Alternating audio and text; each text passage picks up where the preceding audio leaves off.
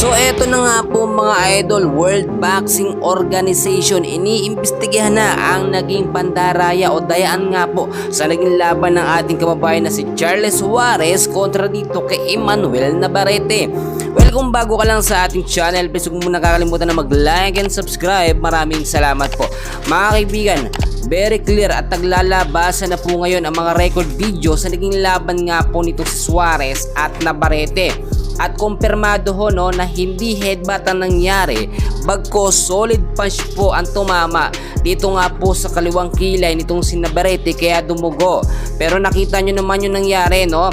Nanalo pa rin itong si Navarrete via unanimous decision, no? At ang sabi natin dito mga kaibigan, technical decision nga daw po, which is nakuha ni Navarrete ang pagkapanalo. And very obvious mga kaibigan, alam nyo, ginawa nila ito, no, na pandaraya sa ating kababayan para hindi po umakyat sa world title.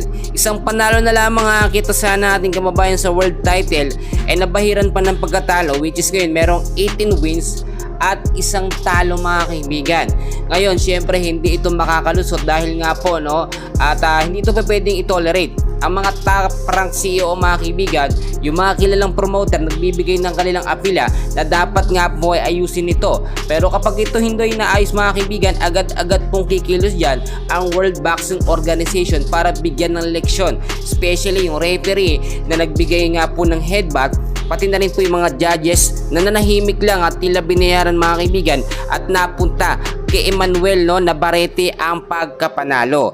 Ang dami nating nakikitang update mga kaibigan na posible nga pong bawiin yung pagkapanalo ni Navarrete at mapunta po dito kay Suarez. Posible yun mga kaibigan dahil nga po no, kung hindi po natawagan mga kaibigan ng headbutt, yung score po mapupunta sa ating kababayan. May mga nagsasuggest naman na gawin na lamang o magkaroon na lamang ng rematch no, para malaman kung sino talaga ang magaling.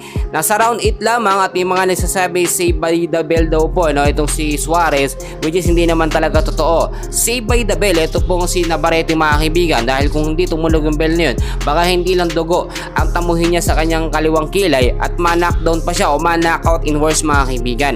Marami tayong nakikita dito na pagkakamali na dapat ayusin mga kaibigan. Alam nyo, si Charles Suarez sa ating pambato at kayong sinusuportahan po ng mga Pilipino dahil sa kanya nga pong napakalakas na mga suntok no, at malalakas na sistema o resistensya na kayang-kaya pong tumagal sa mahabang laban.